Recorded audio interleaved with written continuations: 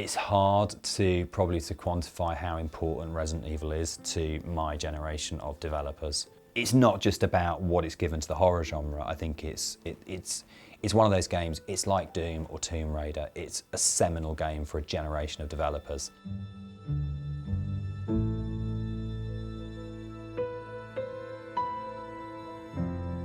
Pinchbeck is not alone in his views.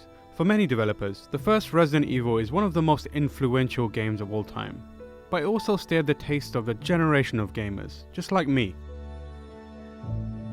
It was a game first shown to me by my cousins. They'd let me watch bits of it, but never play it since it wasn't quite appropriate for my young and impressionable mind.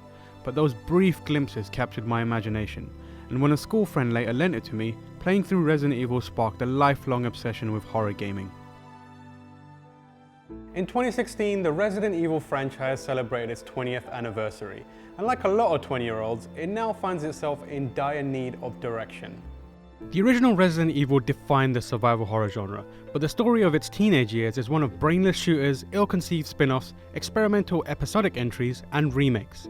In an industry so crowded with action games that even the most outstanding can be lost in the shuffle, Resident Evil's place is uncertain. And given the drastic changes the genre has undergone, the series is estranged from survival horror now more than ever. Capcom's flagship franchise now stands at a crossroads. Unsure of its identity and unclear of its position, the once great series faces a challenge: regain relevance or risk being forgotten. And with the 7th entry, Capcom is hoping that Resident Evil can find its way again.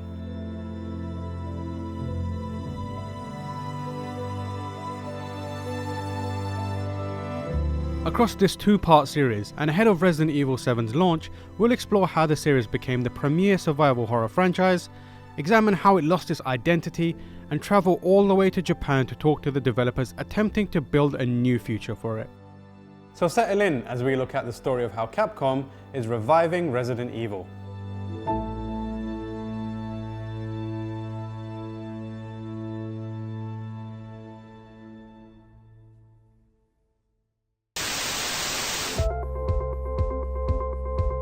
Welcome to the 90s, a decade that gave us lots to love, from fanny packs and pogs to Tamagotchis and the Rachel. But it was also an era of technological progress. Computer hardware advanced rapidly, the World Wide Web was invented, and the internet became commercially available for the first time. The landscape of gaming was evolving too. Developers were beginning to leave the 2D plane behind to fully embrace 3D, and the industry was shifting away from mascot-led platformers. Video games were growing up, and at the center of it all, the PlayStation set its sights firmly on gamers in their late teens and early adulthood, and catered towards their maturer tastes. And no game exemplified this more than Resident Evil. While pre-existing horror games such as Alone in the Dark and Sweet Home served as its foundation, Resident Evil moved the genre forward by pulling from classic Hollywood horror flicks such as The Shining and Dawn of the Dead. Resident Evil transported players into a sprawling mansion filled with brain-teasing puzzles and nerve-wracking horrors. It manipulated atmosphere to build tension and used forced perspective to scare the player, and through it all it weaved a captivating mystery. Most crucially, however, it removed the safety barrier of the silver screen, placing the player not outside the horror, but at the center of it. Resident Evil codified the language of survival horror game design, and although the most popular modern horror titles barely resemble Capcom's PlayStation classic, its influence on developers hasn't diminished. I don't know if the genre would or wouldn't be around for Resident Evil, but I think the genre exists because of Resident Evil. And if you asked anybody, even if they haven't played the early games, what was the first horror game or the horror survival game, they would say Resident Evil. That might not even be true purely historically, but I think it's kind of the granddaddy of horror.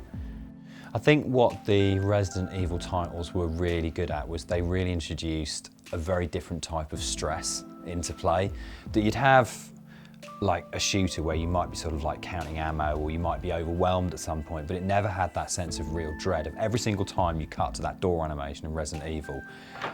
The sort of bottom would fall out of your world slightly, and I remember so many times you'd go in and the door would go and you go right, and you go into a room and you just go nope, turn around 180 degrees and just walk straight back out again. You didn't want to go further, but you did want to go further, and that tension between wanting to and not wanting to, that's where the fun really kind of lies.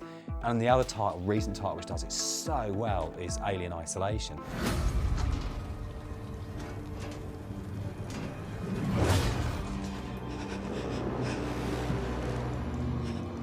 one of the things that were really important to us with Isolation was the tension and building tension and anticipation. And I think that's something that the original Resident Evil did really well. The kind of quiet moments kind of elevated the explosive action and horror. The way that Resident Evil made people feel all the way back a decade, 2 decades ago actually. Everybody's always asking the developers to recapture that feeling, except that we don't live at that time anymore, and the way we're sophisticated about games is very different.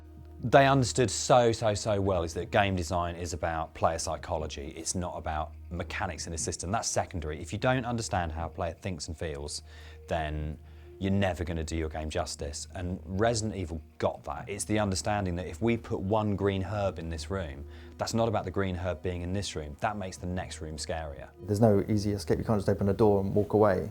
You have to deal with the situation that you're surrounded in. And I guess that's true for Isolation, where you're on the Sevastopol space station or in the mansion in Resident Evil. That those constraints, that kind of defines some of the pressure that the player is under. But Resident Evil's tension extended beyond the psychological and into the mechanical. By limiting the ammunition and health items players had at their disposal, it created a persistent sense of peril, and this dynamic became the cornerstone of survival horror. I think the thing that seemed really strong was this was a survival game, so it was about managing your resource. You couldn't play it like another kind of action adventure game. You couldn't be using up all your ammo. The original Resident Evil created this amazing framework in which you had to survive in a way that games didn't really do at the time. They gave you the tools and it was up to you to use them in order to make it through. I think there's a really interesting mirror in what happened to the Resident Evil franchise with what happened to, say, horror movies as well. The moment you put everything up front and center, it's not scary. It just isn't. And Resident Evil became, as they increased the volume of bullets and zombies, it wasn't horror anymore, it was action.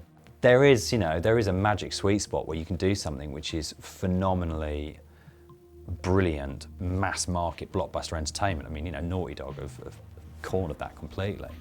But you have to be really, really, really careful with it. And I think certainly it's what happened, from where I was sitting as a player long before I was a developer with the Resident Evil series, of going, actually, this is just the concessions to making this an experience which will appeal to the broadest number of people by starting to blur genre boundaries. And I think even with how amazing Resident Evil 4 is, it did feel like a high watermark at the time, like actually the series wasn't going to be able, it was going to change from that point.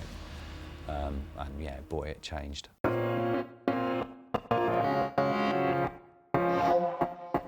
Resident Evil 4 is considered the pinnacle of survival horror. It introduced pacier, refined gunplay, and memorable set pieces, but without sacrificing the genre's delicately orchestrated tension. But the series' most critically acclaimed entry also became the fulcrum for its downfall. While it's popular to deride Capcom for the move towards bombastic action, the shift was born of necessity. Series creator Shinji Mikami previously said that the greater focus on combat in Resident Evil 4 was a response to the commercial failure of Resident Evil Remake, which signaled a decline in the popularity of the traditional survival horror experience. The commonly held view is that Capcom only chased action in order to appeal to a broader audience, and while this may be true, the overall shift in Resident Evil's identity was also impacted by factors it had very little control over. Perhaps the most impactful of these was the departure of developers that defined Resident Evil, such as Shinji Mikami and Hideki Kamiya, who served vital roles in the series' formative years and as such had the firmest grasp on the essence of what makes a true Resident Evil experience. Without them anchoring the series to its roots, Resident Evil started to drift and eventually veered off course. Discussing survival horror after his departure from Capcom, Mikami noted that the larger gaming audience now valued intense action and bombastic set pieces over solving puzzles and running from the undead. What survival horror fans considered fun was more niche than it had ever been, and to remain relevant in the global market, Resident Evil had to adapt to meet these demands.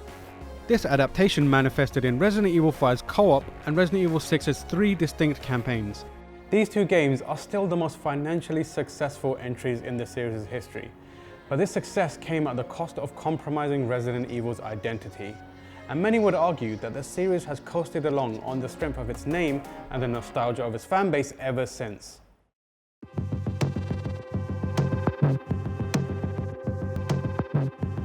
While Capcom fumbled with Resident Evil, Western developers supplanted the company by leveraging survival horror tropes to give their action games new dimensions. In many ways, they were more faithful to the spirit of Resident Evil 4 than Capcom was, and followed up on it with more success. In America, Gears of War looked to Resident Evil 4 for its over-the-shoulder shooting and gothic stylings, as Dead Space coupled a foreboding atmosphere with a rewarding combat system. Left 4 Dead proved that the loss of isolation wasn't an impediment to scaring the player, while BioShock delivered a thought-provoking narrative set in a disquieting underwater city. The decentralization of horror continued in Europe, where fictional games created the panic-inducing Amnesia: The Dark Descent, and helped popularize the genre with YouTube Let's Players. Remedy played with light and dark as a narrative theme and a mechanical conceit in Alan Wake. And 4A Games' Metro 2033 was an unrelentingly bleak first-person shooter set in a post-nuclear ravaged Russia.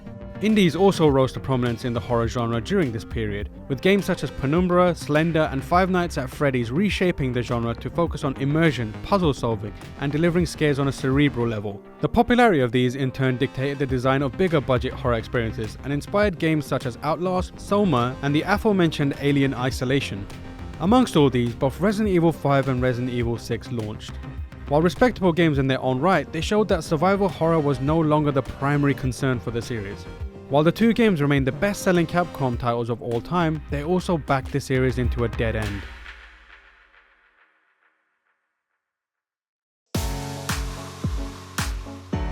Lately, it's felt like Capcom has been trying to recenter the franchise by returning to the roots of Resident Evil. Resident Evil Revelations, for example, although action-heavy, focused predominantly on a single explorable location in a way reminiscent of the first Resident Evil.